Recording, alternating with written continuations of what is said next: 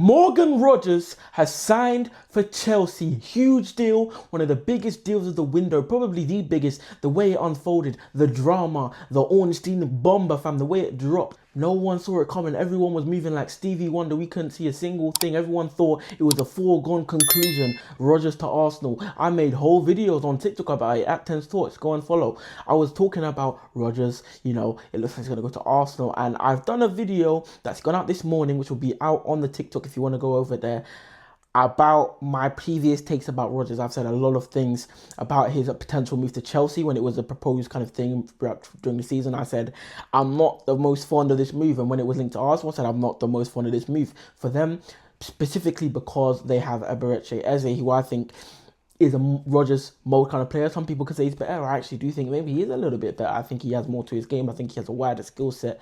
And yeah, I've never been fond of this signing, the idea of this signing, but I do have a little bit of a different outlook, and now it's happened. It happened so quickly. No noise really. There was a little bit of noise about Chelsea still being in the race, but just periphery kind of stuff from Fabrizio. And you know, Fabrizio says anything, so you just kind of see it as, yeah, it's just talk.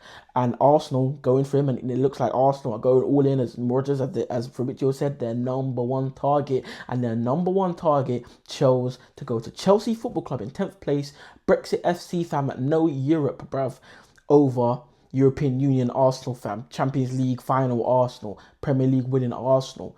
When you're big, you're big. Arsenal fans, listen. They made a whole sing and a song and a joke and everything about when they won the league. Oh, they had a little bit of a picnic and a disco outside in Islington Borough and outside the Emirates, and they had a bit of a boogie and a dance and everyone was making a racket. So that must mean that we're the best club in London, because a couple of lads turned up around the stadium. To be fair, it was quite a lot of people, but it's the London Borough of Islington, bruv. Everyone supports Arsenal because the stadium's there, bruv. It's not like you man shut down London, cuz when the parade happened, yeah, a lot of people was there, fam. You know, everyone's there. People were still going on about like, oh, I seen Lies, Fuad, Cam's talking about it to Maywa on the FCM podcast. People talking about it. Saeed was talking about it on one of his podcasts. I forgot exactly what he was saying. He was like, oh yeah, you know, Chelsea, when I go to London, everyone's Arsenal fans. Oh, Lies, oh, Arsenal the only ones that can shut down like that. And I understand that Arsenal have a lot of fans. If it's about who has more fans, Arsenal have more fans worldwide than us. They have the history and all those kind of things. Arsenal, how many times do you have to slap your head top to remind you that, listen, you can have all the fans you want? In football, who is the biggest, most respected club over the last couple of decades, and right now, considering what's happened, yes, you're very good right now, but Chelsea's still Chelsea.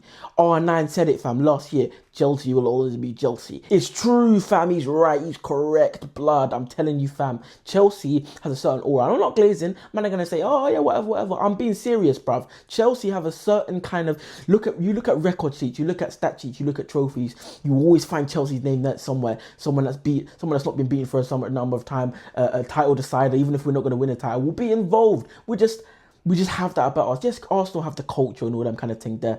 But bro, how many times do you have to slap your head top in the transfer market? Oh, but Mudryk didn't work out. Nobody cares, fam. At least we still did it, fam. You wanted to play with number one target. We said, what's the man talking about? Run me, Mudryk. Rogers, number one target. Mikel Arteta's ringing his phone. Rogers is like, don't call my phone, bruv. I don't know you, fam. Probably put him in the block numbers category with all of his sightings, fam. He said, I don't know you. Arsenal Football Club, Chelsea, fam. Let me go there, bruv. Man, talking about, you want to go to the biggest club in London, fam. Forget Arsenal, bruv. Red and white, bro. Moving like traffic cones, bruv. Get them the hell out of here, fam. Man wants to go play with Saka and all them, man. With that stiff attack that they got, bro. They got stiff man up there, moving like old men going to carnival, fam. The man can't bust no moves, blood. But, bro, jokes aside, obviously, Rogers signs for Chelsea. And I do want to continue talking about that because I think it's a big thing. Rogers chose Chelsea over Arsenal. And I think as much as I have a lot of, you know, kind of worries about this transfer, and I've made a whole video on TikTok, I won't go over those points. I'll go over them a little bit, but the video's there on TikTok if you want to see it a bit more in depth. I think that Rogers choosing Chelsea over Arsenal is a huge thing. We're in 10th place. As much as I have little worries about Rogers, he is obviously a player that carries a lot of quality. So I'm going to say, you know what? Brush with my concerns. I trust Xabi Alonso. Xabi Alonso wanted the player. He clearly has a vision. He signed Marco Palestra. I can maybe see what the vision is and the plan is. I trust him. for now, because for now he hasn't done anything wrong. There's no reason to not have credit he doesn't have credit in the bank, but he's a manager who's done loads of stuff. He's actually taking a bit of a risk coming to this club at this moment in time, so he does have credit in the bank for doing that and choosing to sign with us.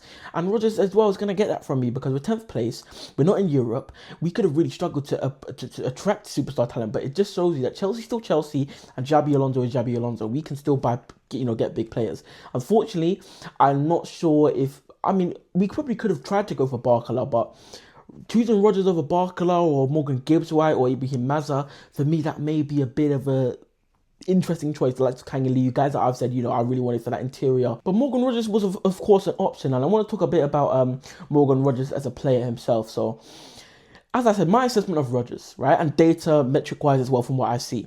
Off the ball, doesn't seem to get really involved on the data sheet. That's mainly my analysis of that just from the data sheet. Doesn't really seem to offer you anything in that regard. Pressing wise, off the ball, dribbling, tackling, all that kind of stuff. So that's not there. Assist-wise and creativity, his metrics don't actually look great. And we have to also, remember that he's probably going to replace Enzo Fernandez in his team. The production, I worry. Is he going to replace Enzo Fernandez's production properly? He has the quality. I think the main point I'm going to make here when I finish is that Rodgers needs to take a step up. I'm going to come back to that in a second. So Rodgers, I think for me, passing-wise, he can spray a decent pass sometimes, and I've seen him play some nice through balls. I was watching, obviously, comps before I do the video, just to get a bit more data fresh in my mind, see little nice passes through the lines and that kind of stuff. But I want to see him more play those kind of passes, because right now the data sheet and what the eye test shows that he's not the most creative with those kind of passes. Obviously, Palmer is going to be next to him. We're going to talk about that a little bit later. But obviously, you can dribble down the middle, you can dribble in the side areas, and it's probably redeeming quality. Well, he's probably one of the best in the world at that and ball carrying and driving. His redeeming quality is probably his ball striking, because he has a crazy goal catalogue. He's scored some crazy goals, long ranges, slapping it for long distance. He scored some crazy goals. And, that's a redeeming quality of his, and it's a very, very good quality. That's probably one of the best in the world at doing that said thing. So at least he's got a speciality, and that's something that is a weapon. Obviously, it's goals. So if he can upscale the amount of goals that he's scoring and just continue scoring brilliant goals like that. Sometimes in a game where we're playing a low block, that's another point I'm going to touch on, is that I do worry about Rodgers against a low block. His numbers and some of the comps that I've watched of him against low block teams, he kind of struggled.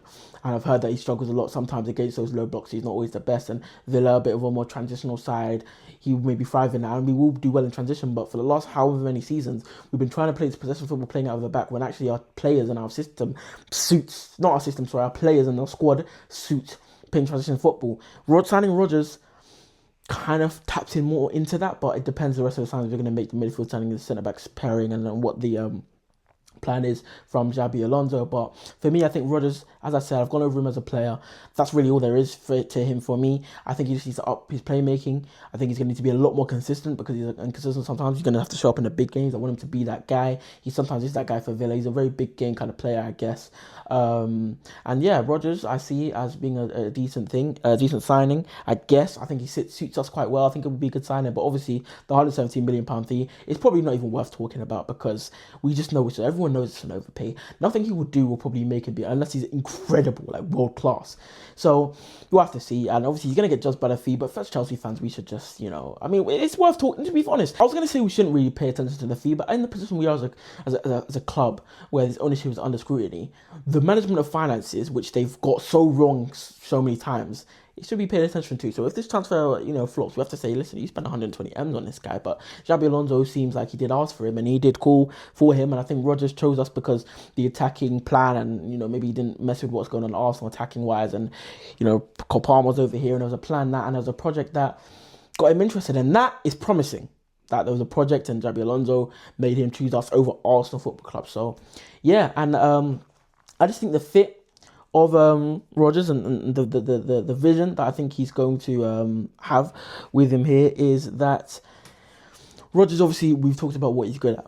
I think for me, and I said this in my TikTok video, I think Cole Palmer is going to probably have to do a little bit more. And what I mean by that is we're assuming that it'll be some variant of a 3-2-5 on the ball, whatever that looks like, off the ball, in different phases of play, that is. But we're expecting to see 3-1-6 or 3-2-1, 2-3-2-5, something of that sort.